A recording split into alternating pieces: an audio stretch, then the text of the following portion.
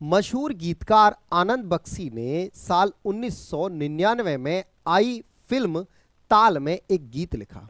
गीत के बोल थे, कहीं आग लगे लग जावे, कोई नाग डसे डस जावे, कहीं गगन गिरे गिर जावे, चाहे कुछ भी हो जावे, इस टूटे दिल की पीर सही ना जा। भावार्थ, चाहे कितनी भी बड़ी त्रासदी क्यों ना आ जाए, लेकिन चोट दिल पे नहीं लगनी चाहिए।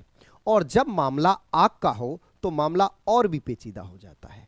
आग, वही आग जो हमें सर्दियों में सहारा देती है, हमें ताप देती है, और अगर हम आग से जल जाएं तो कराह भी देती है, यानी दर्द भी देती है। और वही आग जब किसी चीफ जस्टिस के घर में लग जाए तो गुनाहों का सुराग भी देती है। साथियों, ऐसा ही कुछ हुआ है दिल्ली में। दिल्ली हाई कोर्ट के एक जज जिनका नाम है यशवंत वर्मा, उनके घर करोड़ों का कैश बोरी में बंद मिला है। कब मिला है साथियों? जब हम और आप होली का त्योहार मना रहे थे, यानी 14 मार्च को फायर ब्रिगेड को एक कॉल जाता है कि दिल्ली में एक जगह आग लगी है। तत्काल प्रभाव से 2 गाड़ियां मौके पर पहुंचती है और 15 मिनट में आग जो है काबू पाती है आग पर। ऐसे में फिर शुरुआत होती है लिखा पढ़त की। लिखा पढ़त यानी जब भी फायर ब्रिगेड की टीम कहीं जाती है तो यह देखती है भाई क्या क्या सामान जल गया और क्या क्या बच गया, उसे पूरा डाटा मेंशन करके लाती है। ऐसे में वहां बहुत सारी चीजें जलती हैं और वहां बोरों में बंद नोट की गड्डियां बच जाती हैं। नोटों की काउंटिंग स्टार्ट होती है तो नोटों की संख्या होती है 15 करोड़। मामला बीतता गया। 14 तारीख की न्यूज ठंडे बस्ते में गई। जज साहब थे तो किसी ने कंप्लेंट भी नहीं की, लेकिन धीरे धीरे आग की तरह खबर फैलती है और बात पहुंच जाती है चीफ जस्टिस तक, यानी सुप्रीम कोर्ट के चीफ जस्टिस संजीव खन्ना साहब तक। ऐसे में जब खन्ना साहब तक बात पहुंच जाती है तो खन्ना साहब तत्काल प्रभाव से कॉलेजियम बुलाते हैं। कॉलेजियम बोले तो कॉलेजियम मतलब होता है एक चीफ जस्टिस और 4 सुपर मोस्ट जस्टिस का एक कमेटी जो डिसाइड करता है कि भाई अगला जज कौन होगा। बड़े बड़े फैसले डिसाइड करते हैं। और तत्काल प्रभाव से जो दिल्ली के हाई कोर्ट के जज थे यशवंत वर्मा साहब, उनका ट्रांसफर इलाहाबाद कर दिया जाता है। क्या बात ट्रांसफर तक ही रही? नहीं, बात आगे बढ़ी जब इलाहाबाद हाई कोर्ट के वकीलों ने यह कह दिया कि भाई हम कोई कूड़ेदान नहीं है, यानी हम किसी भी भ्रष्टाचारी को अपने यहां नहीं आने देंगे। मामला तूल पकड़ गया। अब क्या दिल्ली हाई कोर्ट के जज जो यशवंत वर्मा जी हैं, उनके खिलाफ महाभियोग लाया जाएगा या नहीं लाया जाएगा? क्या इन जज साहब को सजा होगी? एक एक करके सारी बातें समझते हैं। पूरा मामला, मामले की गंभीरता को सब कुछ समझेंगे। लेकिन अगर अब तक आपने चैनल को सब्सक्राइब नहीं किया है तो जल्दी से सब्सक्राइब करिए, अपने सभी साथियों के साथ शेयर करिए। तो चलिए साथियों, शुरुआत करते हैं। देखिए, शुरुआत की बात करें तो यहां ध्यान से समझना। सबसे पहले आप ये न्यूज देखिए। न्यूज है, दिल्ली हाईकोर्ट के जज के घर कैश मिलने की जांच। सीजीआई ने 3 मेंबर की कमेटी बनाई, जस्टिस वर्मा को कोई काम ना देने के निर्देश भी दिए। यहां दिल्ली हाईकोर्ट के जस्टिस यशवंत वर्मा के घर पर 15 करोड़ कैश मिलने के मामले में कार्रवाई शुरू हो गई है। दिल्ली हाईकोर्ट के chief justice DK Upadhyay 21 March को internal inquiry report supreme court के सीजीआई संजीव खन्ना को सौंप दी थी। यहां देखिए, मामला सभी जो है न्यूज चैनल चाहे न्यूज़पेपर, हर जगह यही मीडिया में पूरा का पूरा छाया रहा। देखिए, इस तरह से यहां इनके घर में आग लगी। फायर ब्रिगेड की गाड़ियां पहुंची, गाड़ियों ने आग पर काबू पाया और बदले में वहां क्या पाया? कैश जो है बच गया, जला नहीं, बोरों में बंद कैश। सवाल यह है कि 15 करोड़ कैश आया कहां से? जहां आप एक आम आदमी के घर अगर केवल 50,000 से ज्यादा कैश है तो उसे जवाब देना होता है कि भैया तुम ये कैश कहां से लाए। अगर हम और आप सिर्फ 50,000 से ज्यादा कैश घर में रख लें तो हमें जवाब देना होगा कि ये कैश आया कहां से। वहीं जज साहब के घर में अगर 15 करोड़ कैश पाया जाता है तो जज साहब को जवाब देना बनता है। आगे समझते हैं। ऐसे में कॉलेजियम मैंने बताया कि जो सुप्रीम कोर्ट होता है उसका एक चीफ जस्टिस और 4 सुपर मोस्ट जस्टिस, चारों की मीटिंग होती है। एक कॉलेजियम बनता है जिसमें चीफ जस्टिस संजीव खन्ना साहब, justice Suryakant, justice VR. Gavai और जस्टिस अभय एस ओक, जस्टिस विक्रम नाथ, ये 5 होते हैं। ये तत्काल प्रभाव से जो जस्टिस वर्मा साहब हैं उनका ट्रांसफर इलाहाबाद कर देते हैं। अब इलाहाबाद क्यों कर दिया, इसी पे बहुत सारे विवाद हुआ। देखिए उसके पीछे दो कारण हो सकते हैं। पहला कारण कि भाई अगर ये यहीं रहेंगे तो किसी केस को सुनेंगे, तो ऐसे में हो सकता है कि पैसे इनके पास आ गए हैं तो ये किसी केस को प्रभावित करें, इससे इन्हें जो है इलाहाबाद ट्रांसफर कर दिया जाए। दूसरा इसका पक्ष क्या है वो आगे बताऊंगा। शनिवार शाम सीजीआई ने जस्टिस वर्मा पर लगे आरोपों की इंटरनल जांच के लिए 3 सदस्यीय समिति बनाई। उन्होंने दिल्ली हाईकोर्ट के चीफ जस्टिस से जस्टिस वर्मा को भी काम ना सौंपने की बात कही। मतलब जो दिल्ली हाईकोर्ट के चीफ जस्टिस हैं जस्टिस वर्मा, जो जिन पर आरोप लगा है, उनसे कहा कि भाई जिन पर आरोप लगा है उनको कोई काम ना दे। ये बात किससे कही, दिल्ली के चीफ जस्टिस से इन्होंने कही। किसने कही, सुप्रीम कोर्ट के जो चीफ जस्टिस हैं, ठीक है, संजीव खन्ना साहब। सुप्रीम कोर्ट की तरफ से जारी एक बयान में यह भी कहा गया कि दिल्ली हाईकोर्ट के चीफ जस्टिस की तरफ से दी गई रिपोर्ट जस्टिस वर्मा का जवाब समेत सभी डॉक्यूमेंट वेबसाइट पर अपलोड किए जाएंगे। यानी जो भी है, चाहे वो दोषी या निर्दोषी, वो सब वेबसाइट पर कर दिए जाएंगे। सुप्रीम कोर्ट ने अपनी वेबसाइट पर एक जो है, यानी ये रहे डॉक्टर जो दिल्ली हाई कोर्ट के चीफ जस्टिस है, इन्होंने रिपोर्ट सौंपी है, इनके खिलाफ रिपोर्ट सौंपी है। अच्छा, अब इन्होंने यहां देखिए आग बुझाता हुआ एक वीडियो भी है। ये रहा हाईकोर्ट के जज पर मिली नोटों से भरी बोरियां। इस वीडियो में यह व्यक्ति कहता हुआ पाया जा रहा है कि भाई गांधी भी जल गए। ये बोल रहा है महात्मा गांधी में आग लग गई भाई। ये जो फायर ब्रिगेड का कर्मचारी है ये बोल रहा है महात्मा गांधी में आग लग गई भाई, ये बोल रहा है। देखिए आप यहां नोटों से जो भरी हुई बोरियां आप देख सकते हो इस तरह से। अच्छा, ये 65 सेकंड का वीडियो यहां सुप्रीम कोर्ट ने जारी किया है, ठीक है। अब देखिए आगे मामला क्या है। आगे अब मामला यह है, कायदा में तो भैया सबूत भी है, गवाह भी, सबूत भी, सारी चीजें हैं। तो फाइनली महाभियोग लगाओ, जज साहब को हटाओ और जो भी सजा बनती हो वो सजा दो। लेकिन आपने मूवियों में देखा होगा कि किस तरह से जज खरीदे जाते हैं, वकील खरीदे जाते हैं, गवाह खरीदे जाते हैं, पूरा का पूरा केस पलट दिया जाता है। कुछ ऐसा ही नजारा यहां भी आपको देखने को मिलेगा। देखिए क्या नजारा देखने को मिलेगा, एक एक करके सारी बातें समझते हैं। यहां देखिए जरा भाई साहब, इनका बदले में इन्हें क्या मिलता है। मतलब इतना आरोप लगने के बाद बदले में मिलता है इन्हें ट्रांसफर, बस ट्रांसफर। यानी इनको जो पनिशमेंट के तौर पर मिला वो ट्रांसफर मिला। ट्रांसफर भी कहां मिला, इलाहाबाद मिला। अब आप कहोगे सर इलाहाबाद दिया तो क्या, क्यों ऐसा क्या बोल रहे हो। ऐसा इसलिए क्योंकि जज साहब इलाहाबाद के ही रहने वाले हैं। मतलब इन्हें दिल्ली से पहले इलाहाबाद थे, इलाहाबाद से दिल्ली इन्हें ट्रांसफर किया गया था, फिर इनको क्या किया गया, अब पनिशमेंट के तौर पर इन्हें ट्रांसफर इलाहाबाद ही दिया गया कि भैया सुनो तुम ना इलाहाबाद ही चले जाओ। अब इलाहाबाद पहुंचे, बड़ी दिक्कत हुई। अब आगे देखिए और क्या क्या होता है। और देखिए मजेदार बात सुनिए, ये पहली बार नहीं हुआ है कि भैया इन पर कोई भ्रष्टाचार का आरोप लगा, इन पर और भी भ्रष्टाचार के आरोप है। देखिए 2018 की बात है, 2018 की बात है, 97.85 करोड़ रुपया घोटाले में नाम जोड़ चुका है इनका। समझ रहे हो कितना रुपया होता है, 97.85 करोड़, यानी लगभग 100 करोड़ रुपया। 1 करोड़ नहीं, 1 लाख, और जब 100 लाख मिल जाए तो 1 करोड़, और ये बात कर रहे हैं कितने, लगभग 100 करोड़ रुपए की बात हो रही है। इस घोटाले में भी इनका नाम है। कब का है, 2018 का। इससे पहले 2018 में गाजियाबाद की सिंभावली शुगर मिल, सिंभावली में एक शुगर मिल है, में गड़बड़ी के मामले में जस्टिस वर्मा के खिलाफ सीबीआई ने एफआईआर दर्ज की थी। लेकिन जब ये जज साहब नहीं थे, यानी ये मामला कब का है, 2018 का है, जब ये जज साहब नहीं हुआ करते थे। एनडीटीवी की रिपोर्ट के मुताबिक ओरिएंटल बैंक ऑफ कॉमर्स ने मिल में गड़बड़ी की शिकायत की थी। देखिए ओरिएंटल बैंक ऑफ कॉमर्स ने ये लोन दिया था, इन्होंने शिकायत की कि भाई मिल में गड़बड़ी है।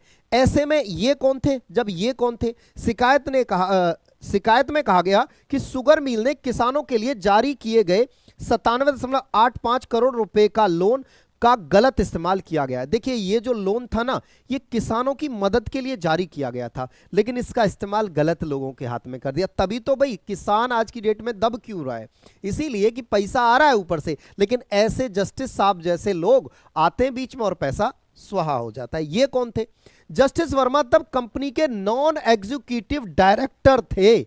जब ये लोन हुआ उस समय पे जस्टिस खन्ना जस्टिस नहीं थे, उस समय पे कंपनी के नॉन एग्जीक्यूटिव डायरेक्टर थे। इस मामले में सीबीआई ने जांच शुरू की थी, हालांकि जांच धीमी होती चली गई। फरवरी 2024 में एक अदालत ने सीबीआई को बंद पड़ी जांच दोबारा शुरू करने का आदेश दिया था, लेकिन सुप्रीम कोर्ट ने इस आदेश को पलट दिया और सीबीआई ने जांच बंद कर दी, क्योंकि भाई जज साहब हो गए, अब तो न्याय देते हैं, पता चला उन्हीं के खिलाफ जो न्याय चल रहा है, ऐसे कैसे हो जाएगा भाई, जज साहब बन गए तो कोई टेंशन फ्री हो जाओ भाई। आगे देखिए, इनका थोड़ा सा करियर जान लेते हैं, इतिहास जान लेते हैं। जस्टिस यशवंत सिन्हा कौन है? इनका जन्म 6 जनवरी 1969 को इलाहाबाद यूपी में हुआ। शिक्षा से ग्रेजुएट किए हैं, हंसराज कॉलेज दिल्ली से बीकॉम ऑनर्स दिल्ली विश्वविद्यालय से किए हैं, एलएलबी रेवा विश्वविद्यालय से किए हैं। अब इनका कैरियर देखें, 8 अगस्त 1992 को वकालत शुरू की, 2006 में इलाहाबाद हाईकोर्ट में स्पेशल एडवोकेट बने, 2012-13 में उत्तर प्रदेश के चीफ स्टैंडिंग काउंसिलिंग में रहे, अगस्त 2013 में इलाहाबाद हाईकोर्ट के सीनियर वकील रहे, 13 अक्टूबर 2014 को इलाहाबाद हाईकोर्ट में एडिशनल जज बने, 1 फरवरी 2016 को इलाहाबाद हाईकोर्ट में परमानेंट जज बने और 11 अक्टूबर 2021 को दिल्ली हाईकोर्ट में जज बने। यानी आप जो है 11 अक्टूबर से दिल्ली हाईकोर्ट में हैं, जज पर के पद पर तैनात हैं। होली के दिन लुटियंस दिल्ली स्थित बंगले पर आग लगी थी। जस्टिस वर्मा के लुटियंस दिल्ली बंगले पर 14 मार्च को रात करीब 11:35 पर आग लगने के बाद कैश बरामद किया हुआ था। दिल्ली के अग्निशमन विभाग के कर्मचारियों ने मौके पर पहुंचकर आग बुझाई। घटना के दौरान जस्टिस वर्मा शहर से बाहर थे, उनका परिवार घर में मौजूद था।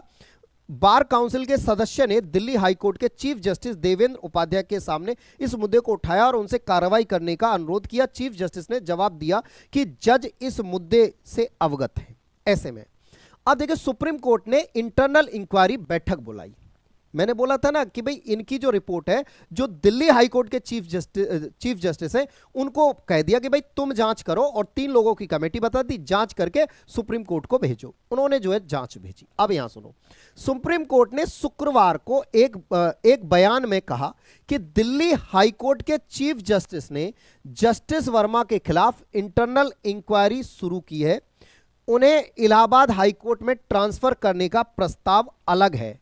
सुप्रीम कोर्ट निकल के आता है, बोलता है कि देखो भैया, इलाहाबाद जो ट्रांसफर किए गए ना, कौन, यशवंत वर्मा साहब जो किए गए हैं, यानी भ्रष्टाचारी वर्मा साहब जो किए गए हैं, उन्हें ट्रांसफर कर, इससे ये जो केस है इससे कोई लेना देना नहीं है उनके ट्रांसफर का। वो तो हम परमानेंट, मतलब ये तो चल ही रहा था हमारा, अगर ये केस नहीं होता तो भी उन्हें ट्रांसफर करते, मतलब ये प्रक्रिया तो चल ही रही थी ट्रांसफर करने की जजों को, तो उसके तहत हमने ट्रांसफर किया है, ना कि हमने जो है इस केस के चलते ट्रांसफर किया। इस केस के लिए तो जो दिल्ली हाईकोर्ट के चीफ जस्टिस हैं, उनको कमेटी का जो हेड बना के सौंप दिया गया है, वो जो भी रिपोर्ट करेंगे उस पर तब कार्रवाई होगी, ऐसा सुप्रीम कोर्ट का कहना है। अच्छा साहब, आगे देखिए, बयान में कहा गया कि जस्टिस यशवंत वर्मा के आवास पर हुई घटना के संबंध में गलत सूचना और अफवाहें फैलाई जा रही हैं। मतलब कोई कैश वैस नहीं मिला है, सब अफवाह है भाई। अब आप देख सकते हो, खुद कौन कह रहा है? सुप्रीम कोर्ट ये बात कह रहा है, माननीय। अब देखो आगे, देखो आगे क्या कह रहे हैं। शुक्रवार को सुप्रीम कोर्ट ने भी इस मामले पर बयान जारी किया था, जिसमें कहा गया कि कैश मिलने की गलत सूचना और अफवाहें फैलाई जा रही हैं। दिल्ली हाईकोर्ट के चीफ जस्टिस आज सीजीआई संजीव खन्ना को प्राइमरी रिपोर्ट सौंपेंगे, इसके बाद आगे की कार्रवाई होगी। पूरे घटनाक्रम के दौरान सुप्रीम कोर्ट कॉलेजियम ने जस्टिस वर्मा का वापस इलाहाबाद हाईकोर्ट ट्रांसफर कर दिया। हालांकि सुप्रीम कोर्ट ने अपने बयान में साफ किया कि जज के बंगले से कैश मिलने की खबर और उनके तबादले का आपस में कोई संबंध नहीं है, ऐसा सुप्रीम कोर्ट ने खुद कहा है। आगे देखिए, अब 21 मार्च को कुछ रिपोर्ट में दावा किया गया कि जस्टिस वर्मा के लुटियंस दिल्ली के बंगले पर जो 14 मार्च आग लगने से जो कैश बरामद हुआ था, घटना के दौरान जस्टिस वर्मा शहर से बाहर थे। ठीक है भाई, मान ली बात। उसके बाद यहां से देखना, इसके बाद देर शाम फायर सर्विस चीफ, यानी जो फायर ब्रिगेड आई थी, जो उसके चीफ साहब हैं, वो क्या बयान देते हैं, अतुल गर्ग इनका नाम है, का बयान सामने आया, और जिसमें उनके हवाले से बताया गया कि जस्टिस वर्मा के घर आग बुझाने के दौरान उनकी टीम को कोई कैश नहीं मिला। ये सब देखो भैया, फिल्मों में देखा होगा कि जज भी खरीदे, वकील भी खरीदे, सबूत भी खरीद लिए, सब कुछ खरीद लिया, ऐसा फिल्मों में देखा होगा, लेकिन आज आप भारत में ऐसा वास्तव में होता हुआ देख रहे हो। उसके बाद यहां देखिए, अब आप कहोगे सर तो फिर क्या इनके ऊपर क्या चक्कर, क्या ये क्या मतलब आप ऐसे इनको सजा नहीं हो सकती क्या? इनको नियुक्त कौन करता है? देखिए ये जो नियुक्ति होती है ना जजों की, मतलब जब आप छोटे लेवल एक डिस्ट्रिक्ट लेवल पे जज बनते हो तो आपको एक पीसीएसजे नामक परीक्षा देनी होती है, लेकिन उसके बाद आपका जब भी प्रमोशन होता है ना तो वो कॉलेजियम के द्वारा होता है। कॉलेजियम यानी एक तो चीफ जस्टिस और उनके 4 चंगू मंगू यानी 4 जो उनके बाद जो जज होते हैं, यानी जो सीनियर जज होते हैं वही बताते हैं कि भैया अगला जज ये होगा। ऐसे में सरकार कुछ नहीं करती, नहीं, सरकार बस जो ये बता देते हैं उसके नाम की मोहर लगा देती है। ऐसा क्यों होता है? ऐसा इसलिए होता है कहीं न्यायपाल जो है ये लोकतंत्र को खतरा बता देते हैं ये जो जज साहब है। भाई साहब इतना भ्रष्टाचार, इतना भयंकर, सब अपने चाचा ताऊ भतीजे भतीजी भाई को सबको एडजस्ट कर लेते कि आ जाओ भैया चीफ जज, यानी कुल मिला के जानकारी पैसा सोर्स सब चलता है। और ये बात कोई पहली बार इनके ऊपर आरोप नहीं लगता, अब से पहले भी जजों के बनने कि कौन जज बनना है, जजों पे आरोप, ये चीजें लगती रही हैं। जजों का अगर सरकार का इंटरफेयर हो जाएगा तो फिर जजों का कहना यह है कि फिर तो भाई सरकार का जो पसंदीदा जज होगा उसे उठा के जो है सरकार जो है रख देगी, कुर्सी पे बिठा देगी। तो ऐसे में फिर लोकतंत्र कहां बचा? तो भैया ये लोकतंत्र की दुहाई देते हैं और पीछे पीठ पीछे अपना लोकतंत्र चला रहे होते हैं, अपना राजतंत्र चला रहे होते हैं।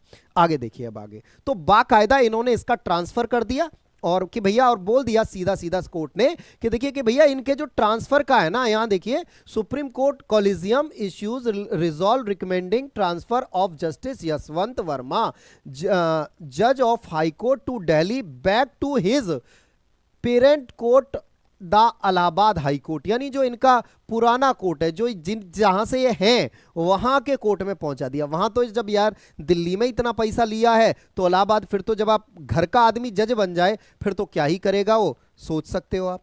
उसके बाद यहां देखिए संसद में अब यह सवाल उठा, जज के बंगले पर भारी कैश मिलने का मामला कांग्रेस सांसद जयराम रमेश ने उठाया और भाजपा ने भी सारी बातें उठाई कि भैया अब देखो, जैसे ये बात हुई कि भाई ये इलाहाबाद हाईकोर्ट में जाएंगे अब, तो वैसे ही इलाहाबाद हाईकोर्ट के वकीलों ने कहा कि सुनो भाई, अपन कोई कूड़ेदान है क्या? हम कूड़ेदान नहीं है। कॉलेजियम द्वारा जस्टिस वर्मा को वापसी यहां भेजना सवाल उठाता है, क्या इलाहाबाद हाई कोर्ट कोई कूड़ेदान है? और ऐसा कौन कह रहा है? ऐसा कह रहा है Allahabad High court bar association, यानी जो वकीलों का समूह है वो कह रहा है कि भाई अपन कोई कूड़ेदान थोड़ी ना है कि यार मतलब उठा के और कुछ भी तुम अनाप शनाप यहां फेंक दोगे। ऐसे में यहां के जो बार एसोसिएशन के अध्यक्ष हैं अनिल तिवारी जी, ये रहे अनिल तिवारी जी, इनका बयान आता है कि भाई देखो, अगर ऐसे में ये जज साहब के खिलाफ कुछ ना हुआ ना और जज साहब यहां आ गए तो हम इनका स्वागत नहीं करेंगे। आप ये सोचो हम इनको माला पहना के स्वागत करेंगे, नहीं। हम इवन जिस कोर्ट में ये केस लड़ रहे होंगे, जिस केस को ये लड़ रहे होंगे, हम वहां कोई भी वकील केस के लिए जाएगा ही नहीं, हम इनके पास जाएंगे ही नहीं। और इस तरह से तो जनता में जो न्यायपालिका है उसकी जो है वैल्यू ही खत्म हो जाएगी, विश्वास ही खत्म हो जाएगा। और यार बात भी सच है। अब आप सोचो कि अगर आपका या मेरा केस ऐसे जज के पास पहुंच जाए जिसके घर में बोरी में बंद पैसे मिले हो 15 करोड़ वो भी, तो क्या मैं अपना केस लेके ऐसे जज के पास जाऊंगा? क्या मुझे शक नहीं होगा कि भैया मैं तो गरीब हूं और सामने वाली पार्टी अमीर है, तो अमीर पार्टी से पैसे लेके फिर से मेरे खिलाफ मुकदमा जो है सुना दे, जो जजमेंट सुना दे ऐसा जज, तो क्या कौन भरोसा करेगा? यहां अनिल तिवारी जी यही कह रहे हैं कि भाई ऐसे जज पर भरोसा कौन करेगा? हम वकील होते हुए हमें खुद भरोसा नहीं है, तो ऐसे में हम इसको कतई भी यहां आने नहीं देंगे, हम इसके खिलाफ हैं। ऐसा इलाहाबाद हाईकोर्ट की जो बार एसोसिएशन है उन्होंने साफ साफ कह दिया है। अब सवाल यह उठता है कि भाई इलाहाबाद, देखिए यहां पूरी प्रक्रिया लिखी हुई है। इलाहाबाद हाईकोर्ट की बार ने कहा यह कूड़ेदान नहीं है, यानी हम कोई कूड़ेदान नहीं है जो आपने ये इन्हें यहां भेजा है। जस्टिस वर्मा के इलाहाबाद हाईकोर्ट तबादले पर खबर पर वहां की हाईकोर्ट बार एसोसिएशन ने कड़ी प्रतिक्रिया दी है। एसोसिएशन ने एक बयान जारी कर कहा है सुप्रीम कोर्ट ने जस्टिस वर्मा को भ्रष्टाचार संलिप्तता के आधार पर इलाहाबाद हाईकोर्ट स्थानांतरित किया है। यह सजा है या इनाम? यह सजा है या इनाम हमें नहीं पता है। क्या इलाहाबाद हाईकोर्ट कूड़ेदान है? बार एसोसिएशन के अध्यक्ष अनिल तिवारी ने कहा आम कर्मचारी के घर अगर 15 लाख रुपए मिल जाएं तो उसे जेल भेज दिया जाता है। जस्टिस वर्मा को इस्तीफा देना चाहिए। अगर वे यह ज्वाइन करते हैं तो हम स्वागत नहीं होने देंगे, कोर्ट में काम नहीं होगा। इन्होंने साफ साफ कहा है कि भैया अगर वो यहां पे ज्वाइन करते हैं तो हम कोर्ट में कोई काम नहीं होने देंगे। और उन्होंने कहा कि यार ये उनका पनिशमेंट है या जो है उनको इनाम है। इस जो भ्रष्टाचार का, उन पे भ्रष्टाचार का आरोप है, तो कायदा में उन्हें इस्तीफा दे देना चाहिए। और इस्तीफा नहीं देते हैं तो भी उन्हें जो है क्या, उनके खिलाफ फिर महाभियोग लाना चाहिए। ऐसा ही कुछ कहा है जस्टिस ढींगरा ने। जस्टिस ढींगरा आप रिटायर्ड जज है, इन्होंने भी यही कहा है। देखिए इन्होंने ये कहा है कि रिटायर्ड जज जस्टिस एस एन ढींगर ने कहा, न्यायपालिका में लंबे समय से भ्रष्टाचार है, इसे खत्म करने के लिए ठोस कदम नहीं उठाए गए, पीड़ा आम आदमी भोगता है। जज के घर करेंसी मिली तो सुप्रीम कोर्ट को एफआईआर की अनुमति देनी थी, आगे कार्रवाई वैसे ही हो जैसे आम आदमी पर होती है। सुप्रीम कोर्ट बार एसोसिएशन के पूर्व अध्यक्ष विकास सिंह ने कहा, जस्टिस वर्मा से इस्तीफा मांगना चाहिए। ऐसा पूर्व जज, पूर्व वकील, सबका ऐसा अपना अपना मत है। वहीं अगर हम बात देखें तो यहां पर देखिए जो हमारे जयदीप धनखड़ साहब हैं, इन्होंने भी कहा, अगर यही मामला किसी नेता, अधिकारी या उद्योगपति से जुड़ा होता तो तुरंत कार्रवाई होती, इसलिए एक पारदर्शी और प्रभावी सिस्टम की जरूरत है। ऐसा जयदीप धनखड़ साहब कह रहे हैं। और यहां देखिए कपिल सिब्बल साहब कह रहे हैं कि न्यायपालिका के अंदर भ्रष्टाचार का मुद्दा बहुत गंभीर है। एससी यानी सुप्रीम कोर्ट को जजों की नियुक्ति प्रक्रिया पर विचार करना चाहिए और इसे अधिक पारदर्शी बनाना चाहिए, ऐसा कपिल सिब्बल ने कहा है। वहीं अगर बात करें तो ये है भाई, एक पत्रकार इन्होंने लिखा है, दिल्ली हाई कोर्ट के जज के घर में लगी आग से निकली कालिख। इन्होंने अपना पूरा लेख लिखा बाकायदा और कहा है कि भाई ये सोचने वाली बात है, ये बात सोचने को मजबूर करती है कि जज के घर में पैसा है। देखिए पॉलिटिशियन के अंदर घर में पैसा है, समझ में आ रहा है, और अगर पुलिस वाले के घर में पैसा है समझ में आ रहा है, व्यापारी के घर में पैसा है समझ में आता है, क्रिमिनल के घर में है समझ में आता है, मान लेंगे। लेकिन भैया अगर जज के ही घर में पैसा मिला और वो भी भ्रष्टाचार वाला, वो भी रिश्वत वाला, तो यार हम कहां जाएगा, आम आदमी कहां जाएगा, किससे न्याय की गुहार लगाएगा, यह सबसे बड़ा प्रश्न है। वहीं अगर बात करें तो क्या क्या किसी भी जज को उसके पद से हटाया जा सकता है या उसे सजा दी जा सकती है? तो देखिए उस पर होता है, पहले तो जज से इस्तीफा मांगा जाता है, अगर वो इस्तीफा नहीं देता तो उसके लिए एक प्रक्रिया है जिसे हम कहते हैं महाभियोग।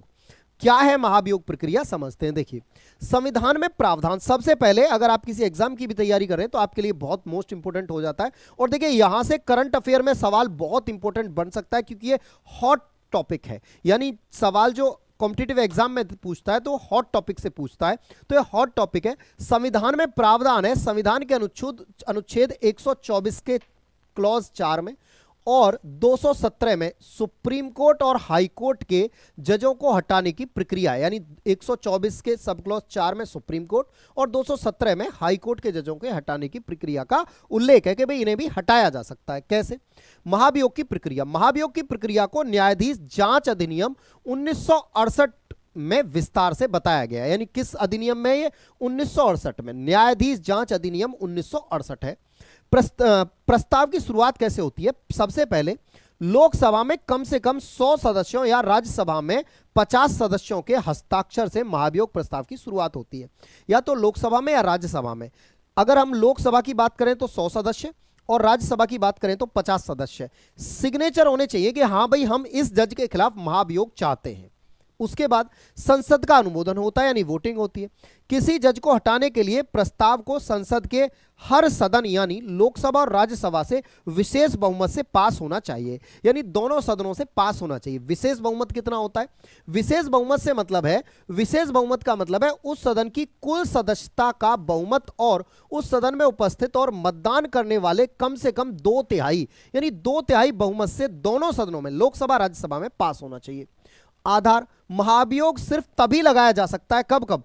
जब जज के दुराचार या अक्षमता, यानी कोई भी भ्रष्टाचार का या कोई क्रिमिनल केस, इस तरह का कोई केस है तो उस पर महाभियोग लगाया जा सकता है।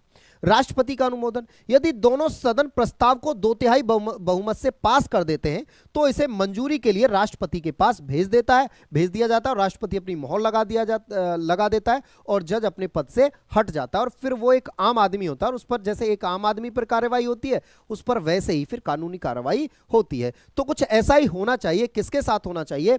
जस्टिस यशवंत वर्मा के साथ।